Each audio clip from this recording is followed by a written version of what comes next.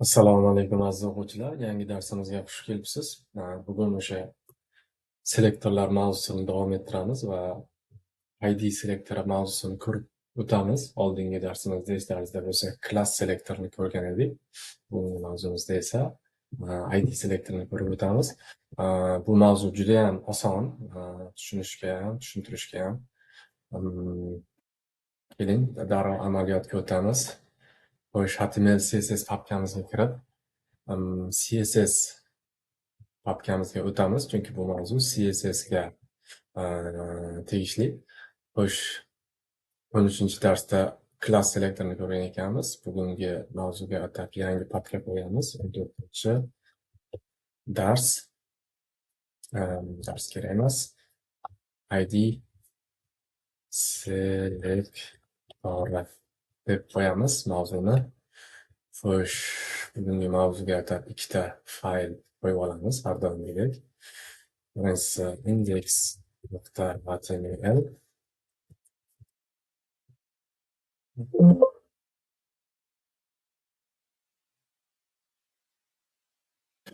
boshqatdan o'zgartiramiz. index.html styles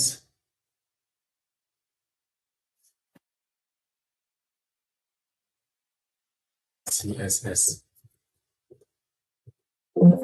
va buni Notepad++ da ochib olamiz. Ochib oldik.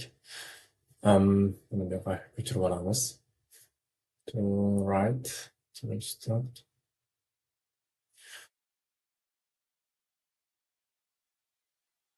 Ochib oldik. Menimcha bu mavzuda o'sha oldingi klass selektor mavzusida ko'rgan fayllarimizni mazmunini ko'chirib olsak bo'ladi. Xo'sh, keling bu ikkalasini ham ochib olaylik. Notepad++da. Xo'sh, ochib olaylik. Nega o'chmayapti? Mana bu oldingi mavzumiz, ya'ni klass selektori mavzusini mazmuni ko'chirib olsak bo'ladi. Sizda kimdadir agar bu fayl bo'lmasa, videoni pauza qilib, mazmunni qo'lda terib chiqsangiz ham bo'ladi. Style qismi bizga kerak emas. Xo'sh, ochib oldik shunchaki. Xo'sh, nima qilamiz? Bugungi mavzuning nomini kiritamiz. Class emas, ID selektori bugungi mavzuning nomi. Buni oldin xo'sh, anaqada ochib olaylik brauzerda. Aytamiz 14 indeksni brauzerda ochib olamiz. Xo'sh, keraksiz derazalarni yopamiz.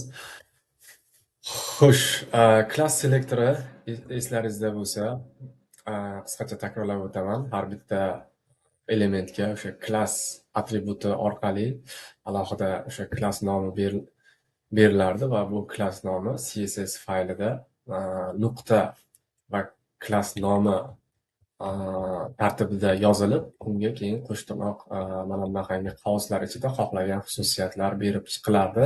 Yodlaringizda bo'lsa kerak. Klass selektorida bitta klass nomini bir qancha elementlarga ishlatish mumkin. ID selektorni bundan farqi, bu ham xuddi klass selektoriga o'xshab ketadi. Xo'sh, keling, ID selektorni ID atributi orqali taglarga ID berish orqali amalga oshiriladi. Xuddi klassga o'xshaydi.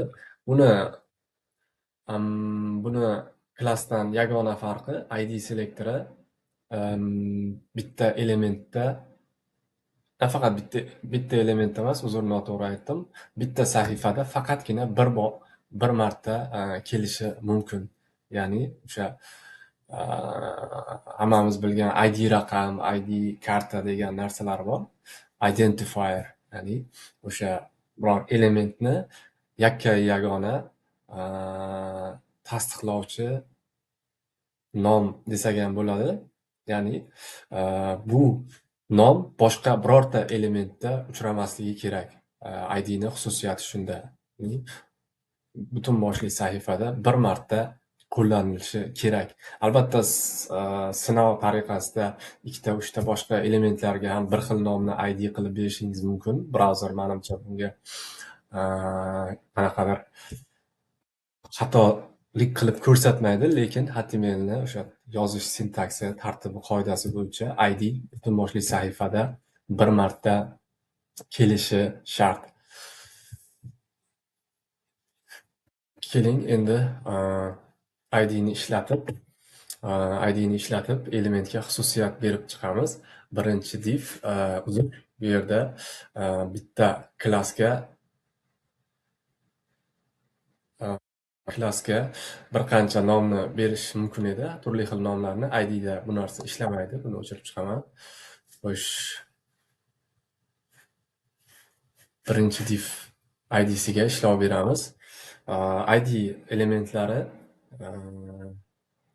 ID nomlari tanlab olinganda mana bunaqangi hashtag belgisi orqali amalga oshiriladi. Yodlaringizda bo'lsa, klassda nuqta, o'sha klass nomidan oldin nuqta qo'yilardi, ID'da esa hashtag qo'yiladi.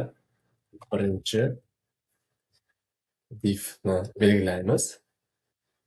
Keling uni bold qilamiz. Font white, ya'ni yo'g'on. Bold va rangini qizil qilamiz. Color red. Yangitdan yuklaymiz. Saqlanib qilishni unutmang. Mana ko'rib turganingizdek, birinchi divimiz qizil va yo'g'on bo'ldi. Keling mana ikkinchi P ID'si bor elementga ham ishlov beramiz. Bu bizning oxirgi elementimiz. Hashtag qo'yishni unutmang. Va ID nomi. Keling buni hajmini katta qilamiz, ya'ni font size. Keling mana 40 pikselda qo'yamiz. Saqlanib qilishni unutmang. Ko'rganingizdek, ikkinchi P nomi ostidagi ID ga ega bo'lgan elementda hajmi kattalashdi. Demak, qisqacha, juda ham qisqa mavzu, ID tushunishga oson. Bir narsani yana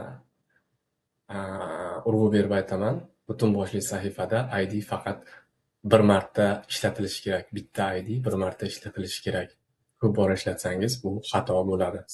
HTML qoidalari bo'yicha CSS dan farqi shunda, amaliyotda ID juda ham kamdan kam holatlarda ishlatiladi. Asosan ishlaganda klasslar orqali ishlanadi. Men o'zim ham shaxsiy tajribamdan kelib chiqib aytishim mumkin. Faqatgina o'sha nima deydi, ishonchingiz 100% komil bo'lgan vaziyatlarda, ya'ni mana shu element boshqa joyda ishlatilmasligiga, mana shu ID boshqa joyda ishlatilmasligiga amin bo'lsangiz, ID ishlatishingiz mumkin. Boshqa vaziyatlarda faqat klass ishlatiladi. Bunga qisqacha shu. Darsga qatnashganingiz uchun katta rahmat. Keyingi darsimizda ko'rishguncha xayr, salomat bo'ling deb qolaman. Sog' bo'ling.